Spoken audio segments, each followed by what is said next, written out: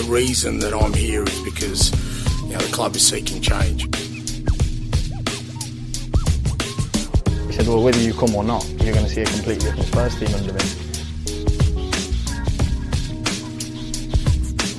My hope and my desire and what I'm going to try and do is give our supporters hope and belief that we're going to embark on something special. Welcome into the Tottenham Depot. I am your host, Andrew. You can follow me at Stetka. You can follow us at Tottenham Depot. This is episode 210 and a very, very happy pod after a big result on the South Coast for Tottenham Hotspur today.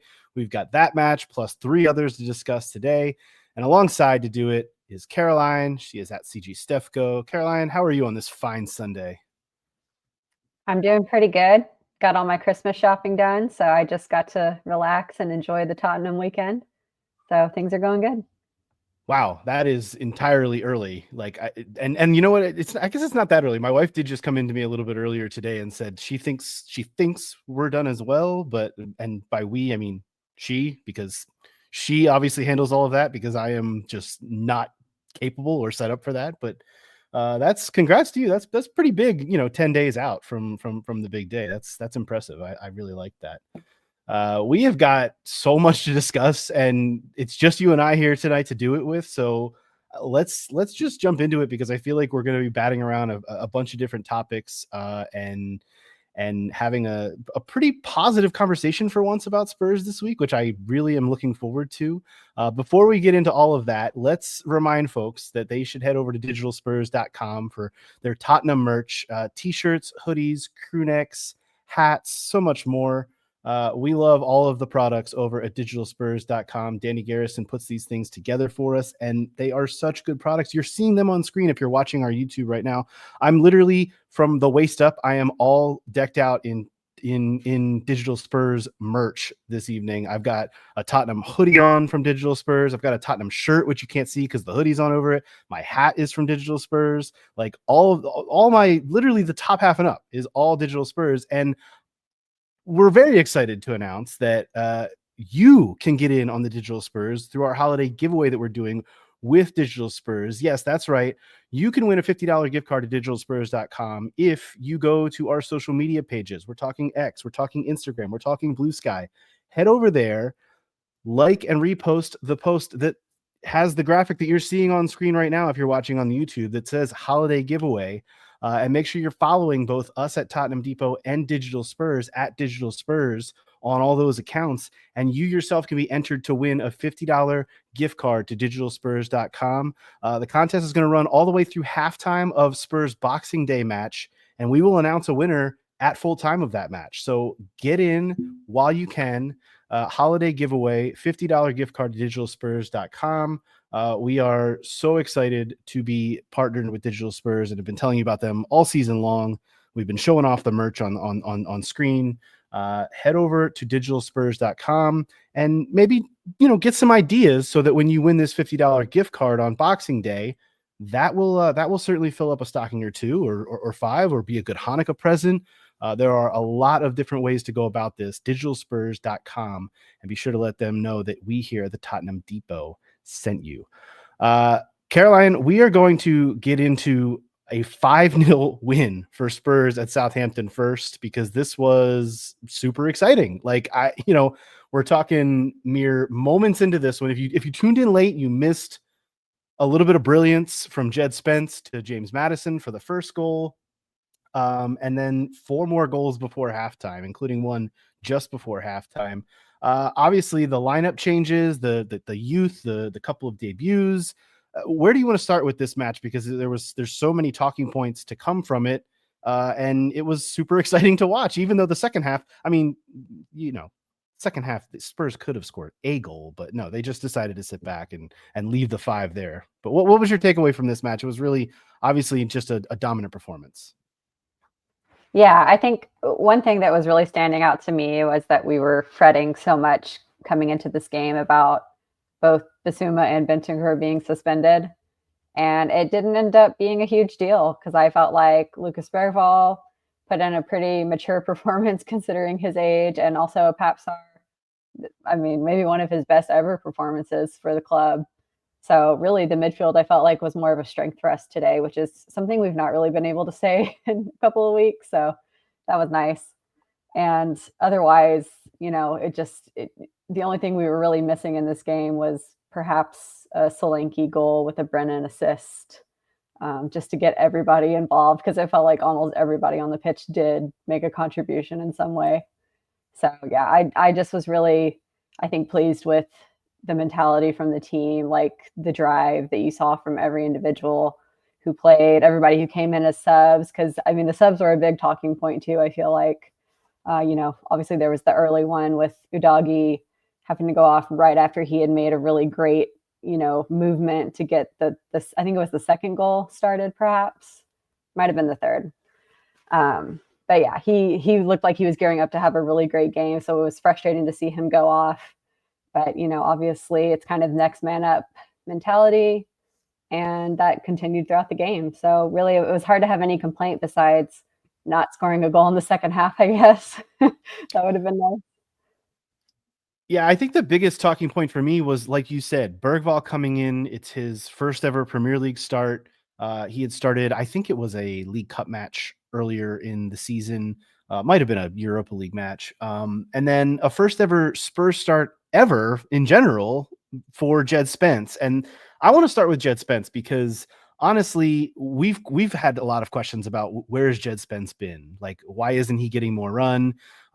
We all know that the controversy, I guess you could call it, about him being left out of the Europa League squad for at least this group stage. I would imagine he's worked his way into whenever we get around to the knockout stage to be in it at this point, especially just because that is such an area of need for depth within this squad. But when he first got the ball in the first 30 seconds, I was like, oh, there's some pace, and he's getting dragged, and then he threads just a beautiful ball to Madison, who finishes it brilliantly, and it brought up like the Christian Eriksen goal against Manchester United years ago. I think it was the 2017-18 season where he scored 11 seconds. I mean, this was a 36 second into the match. We're getting a goal, and then about 10 minutes later, we're getting a second, moments after that, a third. And it's just like, oh, we're off to the races here. I thought that was Spence was a real spark early in this match and showed a lot of energy. And you bring up the Udogie injury. Obviously, after the match, Ange brought up that it was a quad thing and not anything significant, but said that they can't take a risk. They just wanted to be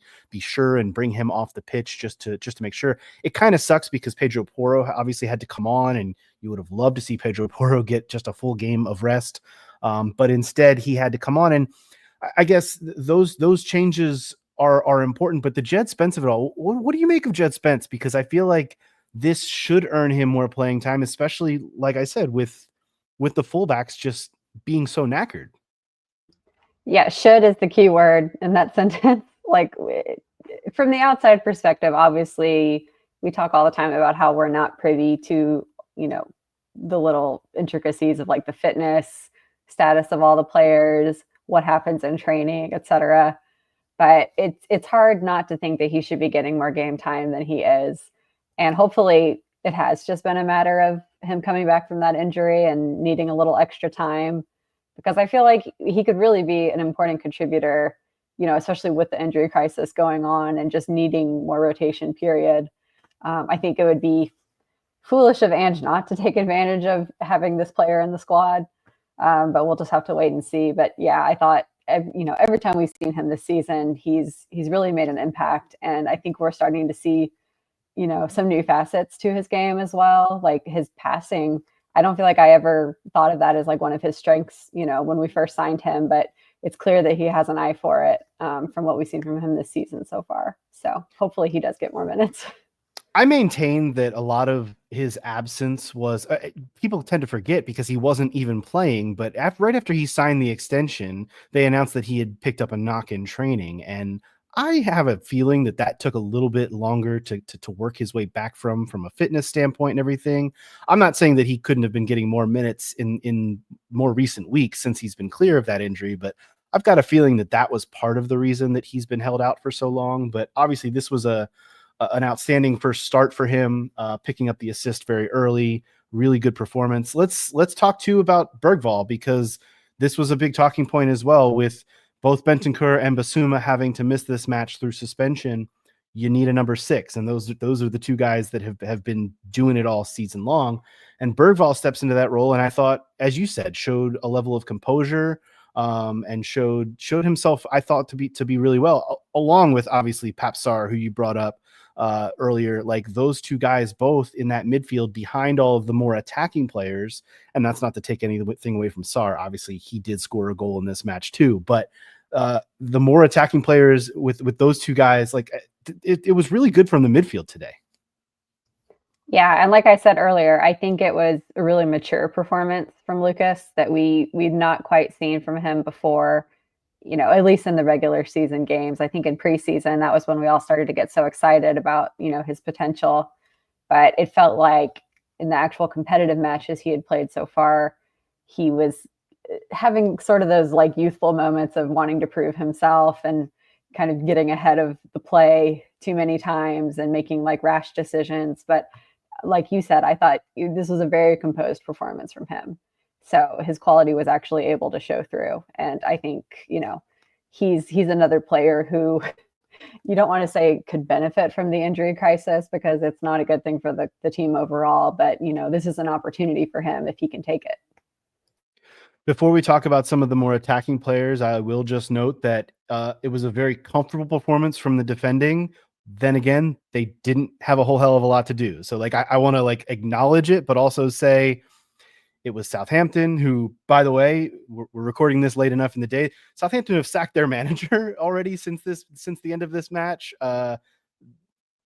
Okay. Like, I know that's, them's the breaks, but I'm not going to lie. I half had the thought that he could have a Martin Yole situation at halftime. It was pretty bad. I mean, like the fans were departing 20 to 25 minutes into this match. They showed it pretty extensively on the broadcast. Fans just streaming out of the stadium there. That was really, really something. Like, it was that much of an ass kicking. Like, there's no other way to put it. It was a true ass kicking. But kudos to Frazier, kudos to the center back pairing, which is, I think it may get lost on some folks that like, this is still like, I know I'm saying it's just Southampton, but like, this is still a really, really depleted team that's missing 10 first team players that still went and put a 5-0 on an opposing Premier League side. And I know that Southampton are really, really going through it, but that's still a Premier League team. They are going to be playing in a League Cup quarterfinal, just like Spurs are this week. Like, I know their path is not the same. Like, they didn't have to beat City along the way. Like, I think they beat, what did I looked it up earlier. It was like Stoke and Cardiff that they had to beat along the way, I think, along with Everton. And Everton is the only team that they've beaten in the league this year. They have one win. It's just like, it's not a good Southampton team. I'm not trying to, but credit to Spurs for coming in with such a depleted side and getting the job done like that. In terms of the attackers, this was obviously James Maddison with a brace, who I thought was really, really good again, just pulling the strings in that number 10 role. Dan Kulusevski, once again, another goal for him, just continues to rack them up. And you mentioned Solanke, like, no goals from him, and we talk about this a lot, the striker role in an Ange system can be weird sometimes. You just have to create space. And I didn't think it was Solanke's best performance, but it wasn't needed either. So that's fine. But then we get to Sonny, because Sonny was like almost vintage Sonny in this game. A goal, 2 assists. He records his 67th and 68th Premier League assists, which passes Darren Anderton for most in club history. I know you want to wax poetic about our captain, so I'm just going to leave you to it. Well, I mean, it's at the same time, like, what is there left to say that I have not already said about Sonny? But I think really he did lead by example in this game, and for him to get the record for Premier League assists for the club is huge, because I think sometimes we take him for granted a little bit as a fan base, and not necessarily us specifically, but there are definitely parts of the fan base that don't appreciate him enough and overlook kind of the sheer breadth of his production since he's been with Spurs. So, I mean, no one should have any doubt at this point that he's a Spurs legend, but this is just another step to cementing that status for him. And also worth noting that he recorded 3 goal contributions with the 2 assists and a goal in one half. because in one he half was and subbed got off to rest for the and second, which is also important. which is extremely important. And I think that brings me to the point I want to make about Sonny, which is just, you have to treat Sonny like this at this point in his career. Like, and I think that's totally fine. He is a leader. He is, as you said, a club legend, but he also needs performances like this where he only has to play for 45 minutes and then can let Brennan Johnson, Timo Werner, whoever else come in and deputize, because like, this is what his body needs at this point in his career. And we've seen him in recent weeks look like an older version and a slower version of Sonny and a depleted version of Sonny. But this in the first half was not that. This was really, really good version of Sonny. And again, with all the caveats that this was just Southampton, and Southampton were getting ravaged throughout this match by us, including in the first 12 or 15 minutes where they were already down 3-0 and fans were streaming out. But this is kind of what you need from Sonny. You need these types of moments where you can get him the rest. And I just thought it was really super, super brilliant. Anything else from this match that we need to really dig into? I mean, it was, like I said, it was really, I thought it was kind of funny that Spurs scored 5 goals, but only produced 2.62 XG. Like they just, the performance was there. Like they were overperforming pretty much in all assets. Yeah, I think the only other thing to note is that we had a bit of a debate within our group chat about the subs and, Yes. Was it a good idea to bring Timo on rather than, perhaps giving one of the young players their debut? And we did see Alfie Dorrington make his senior debut, which was awesome. But, I definitely feel like this was one of those games where we definitely had it under control and there was a great opportunity to bring on some of those young players. But there's also the perspective of Timo desperately needing to gain some confidence. And he was very close to, getting an assist. I think if Brandon had been a little more clinical, he would have had another assist for his Premier League stats this season. But, otherwise, I think that's always the issue I have with Anne, just the substitutes and just like the timing of them sometimes. It's especially in a situation where we have had all these injuries, like there's really, to me, no reason to keep Dan Kulusevski on the pitch for this entire game. That one was really strange to me. But hopefully the gamble pays off and he doesn't get injured in the next match. Yeah, Scott and I, full disclosure, like the group chat was popping off because Scott and I were going back and forth about Timo, and we are going to talk a little bit about Timo based on what happened early in the week. And Scott wasn't able to join the pod tonight because he's at an Iowa State basketball game. Of course, we got to shout out Iowa State on the podcast. That's the quota.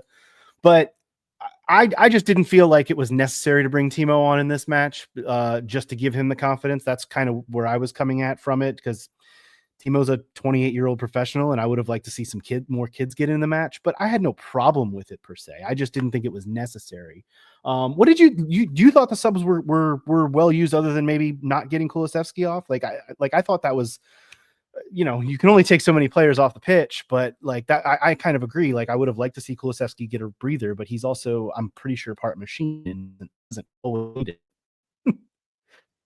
I mean, we're lucky that he is so, committed to his fitness routine. Like he talks about it all the time in interviews. Like he considers this to be one of his assets as a player. So that's fine. But, I do think he's still only human, and we've got so many games coming up that I feel like not using an opportunity where we were 5-0 up in a game is a little bit of bad management, in my opinion. And I also would have liked to see Callum Olasesi get his debut, because he's one of the most exciting, players in the academy at the moment. And it would have just been interesting to see what he could do, up in that more advanced midfield role that Decky had shifted back to throughout the game. So yeah, that was the only disappointment for me. I do get that we had to make that early sub, and that complicates things, in terms of the number of windows that you get to make the substitutions. So it is what it is. But yeah, otherwise, I think the subs were fine. And we will see about that injury. Like I said, Ange mentioned it after the game and said, not anything significant, but boy, if, Jed Spence can obviously play in the League Cup if need be. And there's no Europa League games until January. So where he would not be able to be involved. So maybe we see a little bit more Jed Spence because the injuries just continue to mount, but that's a conversation for the future. I did bring up Europa League. Spurs obviously were in the Europa League earlier this week as well. They end up with a 1-1 draw away to Rangers. Now, this was a weird match because I thought Spurs kind of just I'll say this. I think Spurs got a little lucky to get away with the draw here. I did not think this was a great performance on Thursday. But they end up getting the late Kulusevski equalizer about the 75th minute, I think it was, and get out of the Ibrox with a draw, which is, kind of keeps the status quo in the Europa League. The big talking point out of this match was obviously Ange Postecoglou's post-match presser, where he kind of ripped Timo Werner a new one. Was really, really harsh with his comments, and I say harsh. I should actually say brash. I think he was a little bit more stern than I think we've almost ever heard him with a specific player in calling out a player. And that was, I think, the reaction from a lot of folks, honestly. And it wasn't just Timo; it was a lot of different players. And I feel like we're going back a little bit in time here, following a 5-0 victory at Southampton. But it is important to remember that this was a pretty crucial moment, I think, in our season. This post-match presser, at least it feels like it could be. What did you take out of not only the result but kind of the aftermath and the just the blow by blow with Ange and Timo? Well, I did find it surprising that he would single out a player, period, because that's not usually his style. And I just thought it kind of came out of nowhere, because to me, yeah, we would have liked to get a win in this game, but a draw was not the worst result in the world away from home at a tough ground, in a difficult competition when we're missing so many players. I kind of felt like this could have been one where Ange just, let sleeping dogs lie and not ruffled any feathers the way that he did. So I was surprised by that from him, honestly. But I will admit that I'm someone who hardly ever watches the actual video of the press conferences. I much prefer to just read the quotes later on. So I did hear a lot of people saying that if you actually watch the video, it was not quite as strident, I guess, because I guess he was responding directly to a question about Timo. So not necessarily unprompted, but yeah, it's kind of a tough one, because you have to wonder then, how much was the decision to bring Timo back on the second loan Ange's decision? Was he not necessarily happy with that outcome in the summer window? Because, otherwise it's kind of well, why is Timo here in the first place? Because we know that he's not got a lot of end product. That is just a reality of his Premier League performances, at least. He's been much more successful in the Bundesliga, but yeah, I just kind of feel like we're in a lose-lose situation when it comes to Timo. If you're expecting things that are just not realistic. Yeah, he's a super polarizing player, I think. Just not only just because of his time at Chelsea and how poorly that went, but just because of like you mentioned, the difference between who he is in the Bundesliga and who he is in the Premier League. It's almost like it's two totally different players. But he has had moments this season where he's come on, and I'm not going to go as far as to say he's changed games, but he's contributed in really big ways. I mean, we saw even in the City match, he was the driver between that final goal, which it didn't matter per se, but it was still nice that they were twisting the knife at that point. Like Spurs need players like that, and they need senior players like that and leadership like that. And that's, I think, what Spurs to some extent have been lacking, especially through this injury crisis, because they've needed guys that are healthy and are available to step up. And Thursday night, we did not see any of them, much less Timo, doing that, other than the man who came on for Timo Werner at halftime, Dejan Kulusevski, who obviously got the equalizer. But I didn't really have a problem with Ange's comments, because I feel like it's nice to see some fire every now and again, but it's pointed to hear from him, because like you said, we haven't heard him do that very often with a specific player in that negative of a way. Well, and he's not wrong that we do need the senior players to step up at this moment. That's just a fact. We are really shorthanded. And if you're on the pitch, you need to be performing end of. But to me, the strange thing was just why choose Timo to single out when there are definitely other players who have not always, played up to their peak performance. Like, I mean, obviously Madison had a great game against Southampton, but we know that he's had some kind of anonymous performances too. So it's just interesting that he chose Timo when it feels like, yeah, if Timo is the problem, then there's probably some bigger problems elsewhere in the squad, I would have to say. Yeah, and that's why I say he's so polarizing. Like, I think there's been a lot of he was even asked, Ange was, about reports that he could that the loan could be ended in January and he could be sent back to Germany, and Ange kind of brushed that off. Like, I don't think he's thinking about any of that, and right now he's thinking about, the next match day by day, the next training, the next match. Like, he's not trying to think about January, even though we are right on the cusp of it. Like, it's right around the corner. So decisions will be made, and look, this club is, as a whole, is kind of still being formed and molded. And I think you brought up, like, Timo coming in for a second loan. Can you imagine if Timo wasn't around, just from a bodies standpoint? Like, I know they have more wingers coming in, or a new winger coming in January, but, like, the Wilson Odegaard injury has hurt this team. Brennan Johnson has been, at times a godsend and at times anonymous. We've talked about Solanke. I haven't even mentioned Richarlison, but, like, there's just so many different Mikey Moore. Yes. The illness to Mikey Moore. Like, there's been so many injuries to this team. Like, I know it sounds ridiculous to an extent, but, like, if Timo wasn't a part of this right now, they would be in that much more of a pile of shit, to be frank. Like, they would be still shoveling. And Timo, while he hasn't been perfect, he's been a body, and that's kind of all they've needed him to be. They haven't needed him to be more. If they do need him to be more, then there's bigger fish to fry. Like, that's a bigger problem. So for right now, I'm good. I've been good all season with Timo, and to hear the call out was a little bit jarring, but if it sparks something, it sparks something. And obviously he did get on the pitch against Southampton in what was a nothing burger of a 45 minutes after Spurs were already ahead 5-0. So, like, let's let bygones be bygones, I guess. I guess that's where we stand with Timo, and see what happens in January, I guess. As for the match itself, look, this was I thought it was a fun one for a neutral.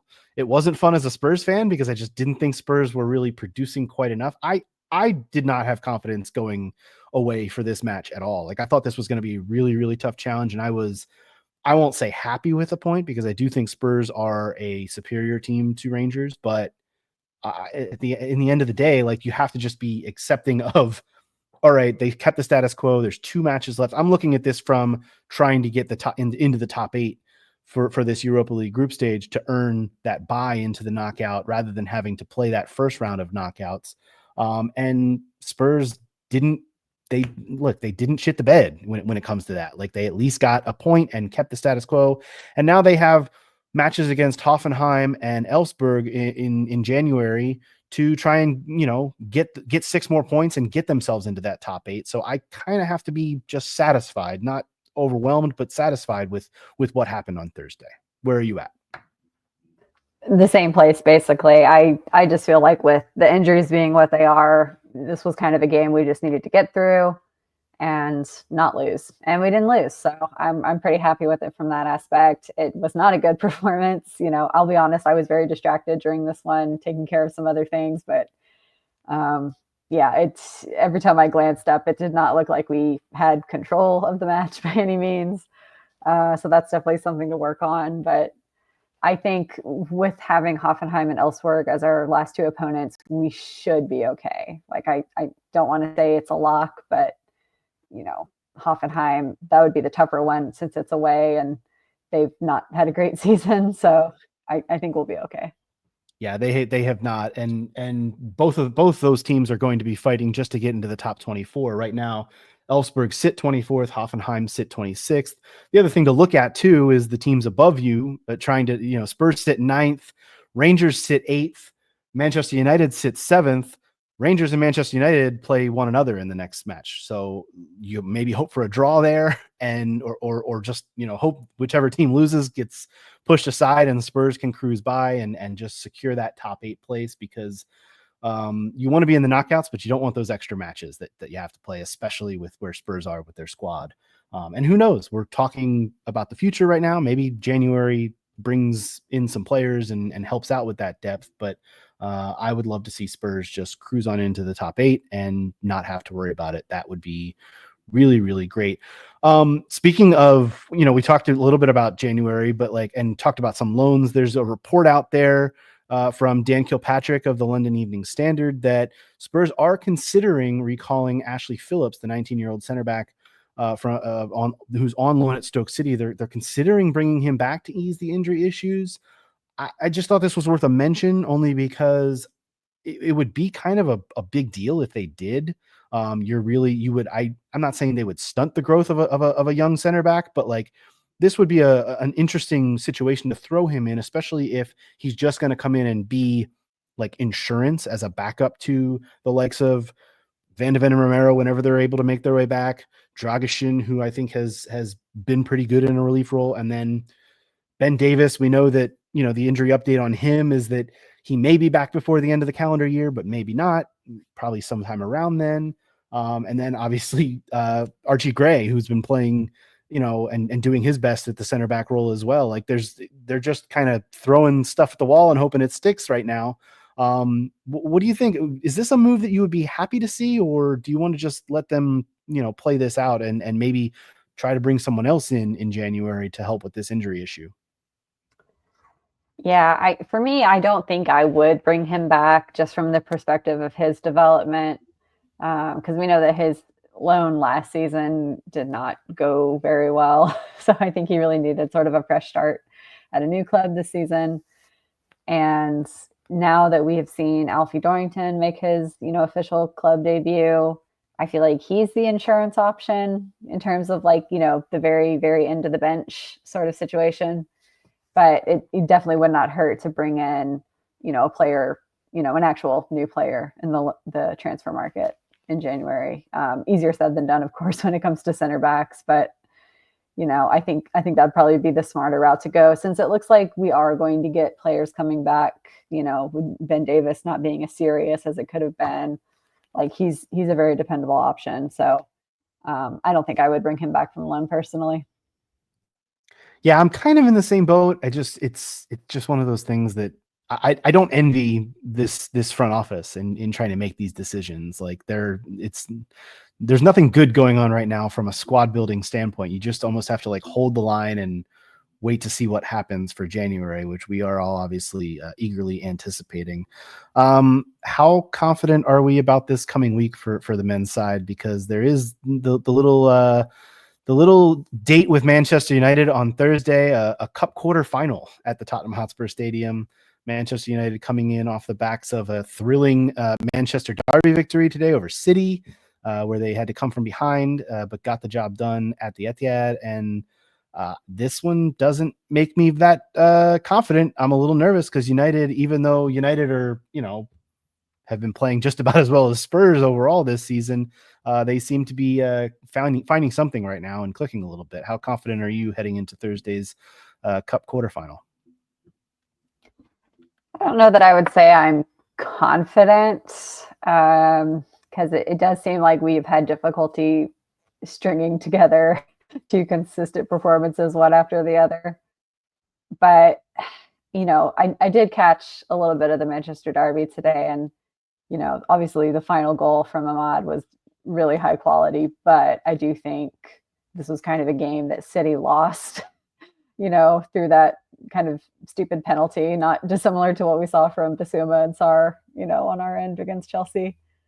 So yeah, I don't know if they will necessarily be able to translate that into a really strong performance against us necessarily, because they've still got a lot of issues, within their squad and their actual style. So I don't think they've gotten quite as much of a new manager boost as some teams have had in the past.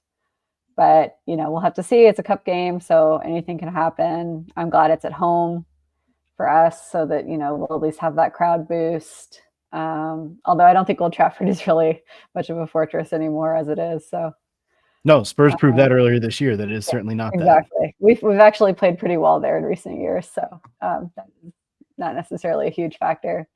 But to then have, isn't it Liverpool up next? It is indeed. It is a home match against Liverpool on Sunday. It's going to be a stressful week, basically. That's not really what you want to have following a really important cup match. So it's going to be tough. Andy Robertson will miss that match though after the red card. So that's, I guess, something. Does he not miss the League Cup? I think he gets 3, doesn't he? Because wasn't it a straight red card? I don't know. I did not watch that game. So I think he picked up a straight red. I believe that he is going to miss the match against Spurs next Sunday. So you know what though, I think it was a red for goal scoring denial. Okay, not serious foul play. So that would just be 1. Well, regardless, Liverpool are obviously leading the league right now, but coming off the back of 2 draws, one against Fulham, which they had to hold on for, and then the previous week against Newcastle. So, and then Liverpool get the unenviable task of having to take on Southampton in their League Cup quarterfinal on Wednesday. So they'll not only get the extra day of rest before Sunday versus Spurs, but they're playing this Southampton squad that Tottenham just ripped to shreds and caused them to sack their manager. So we'll see. We'll see what happens next weekend when Liverpool come knocking. I say go get a point. Go do your best to get a point against that squad because they are really, really humming right now. Although only a 2-point lead now on Chelsea, so that is all of a sudden turned into a little bit of a match at the top. So we'll see what happens there.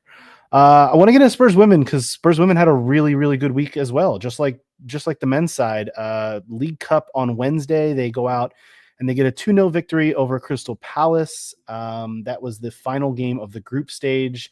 Was pretty much in hand already. They really, I think, only needed a point from this, but get the full 3 points. Goals from Vinberg and Dennis in the second half, and another clean sheet from Heaps in goal, which I really, really enjoyed. What's your takeaway from this match? And obviously, we don't have a quarterfinal opponent yet because the draw is on Monday, probably about 12 hours from right now, in fact, as we record this. Yeah, I mean, I think really the team just took care of business in this game. Like you said, we only needed a point, so there wasn't a whole lot of jeopardy, especially with Crystal Palace being much more focused on the league right now. But I thought this was another game where we had, young players come in, make an impact, take care of business. Araya Dennis getting her first Spurs goal. That was really awesome to see. And I also have just continued to be very impressed by Lena Gunning-Williams. I think she's kind of angling for some actual league minutes that matter. She's only been getting sort of, those late cameo appearances lately, but I feel like she might be ready for a start pretty soon. Obviously, we're going to have to wait until January because we have no games. So that's too bad. But yeah, I thought she really was just, to me, player of the match in this game. And then we also saw a debut for a young player, Zara Bailey, who came in at left back. So it's always interesting to me when we have defenders coming in through the youth ranks, because I feel like that's, it's difficult for those players to stand out and get a chance. So she'll be one to keep an eye on. This was also the first start back from injury for Maite Rose, which I thought has been really important as well. Like this is a team that has struggled, I guess, in the first quote unquote half of the season, but I think that's been mainly due to, similar to what the men are facing, a lot of injuries and a lot of trying to gel new players in. And Rose is a player that we saw in the first couple of games that looked like, oh, this is a really bright spot in this midfield. And she returns. And now we're like, you can kind of start to see the pieces as we enter into a new year. Like, oh, this might actually be something with this team. Like if they can stay healthy and start to gel a little bit more, what's your take on that? Yeah, I think having her back has been really important because it's just freed up, the more creative players to actually focus on the attack and not be so preoccupied with, covering on defense. Because I think she's just one of those players who really is calm on the ball. She's going to clean up, stray passes from the opposition. She's really good at like cutting off their press as well. So it's been really important having her back. And even to go into the next game, the 1-1 draw with Brighton, we had the same starting lineup that we had from the beginning of the season, with just the goalkeeper being different. And it really feels like that is pretty close to our strongest, starting 11. And I think, we're starting to see the key players getting back to their best in this moment. And yeah, I think, a draw against Brighton is a pretty good result if you put it in context. Like, Brighton have been having a really strong season, and this really just enables us to kind of cement our sort of top half status, which I think has to be the realistic goal at this point after having that really rough stretch, in the start of the fall. It's not looking likely that we're going to be, optimistically breaching the top four as we had kind of hoped going into the season. But yeah, I think it's just good to see the key players getting back. And, Beth England has been really looking back to her old self the past few games. And I think that's really highly encouraging. Yeah, you bring up the table and you can see it if you're watching on the YouTube right now. Spurs are indeed 6th right now, right behind Brighton. And, I say right behind Brighton. They're still trailing Brighton by 6 points. And Brighton have kind of solidified themselves as the next best team behind the top 4. And that's where Spurs are trying to get to. And so you're right. This draw is like, okay, it's a good result. You go away, you get a draw. It was kind of chaotic at the end of the match, with all the goals coming in the final 15 to 20 minutes, and also a long stoppage because of a medical emergency. I was not able to watch this match live, but I from what I understand, it was a really long delay and kind of a strange situation. I don't know if you want to shed any light on that, because I know you were tuned in. Yeah, I know. They said it was a steward actually that was having the medical emergency, but they're okay, which is good. But honestly, the teams, they had to leave the pitch for quite a while, and when they came back out, they warmed up, so everybody was clearly ready to go. And once play resumed, it really felt like both teams were going for it. Like, neither team was playing for a draw. So, especially if you were a neutral watching this match, like, you really would have been entertained. And both teams had chances to get all 3 points. So to me, it felt like a draw was the fairest result because both teams had something to offer. But I think in the grand scheme of things, we're going to be okay with this point. And I'm just taking encouragement really from the fact that we were unbeaten over this 3-match week. We got 2 wins and 1 draw, definitely not a bad return. And we saw really good performances for the most part. So really hard to feel negative going into the winter break, which I think is good, because there have definitely been, past seasons where the winter break just felt like a slog to get through because we weren't feeling good about the team and we're worried about how the transfer window was going to go, et cetera. But I think we can actually be pretty excited, and looking forward to those games now. I think the last thing I want to bring up from this match specifically is the goal, because Beth England gets a goal assisted by Martha Thomas. And that's something that we've talked about a lot, is can those two not just coexist together, but thrive together? And obviously, if you go back and watch the goal, it's a beautiful cutback. It's kind of everything you want out of Robert Villahamn and his attacking play and the way that it's supposed to look.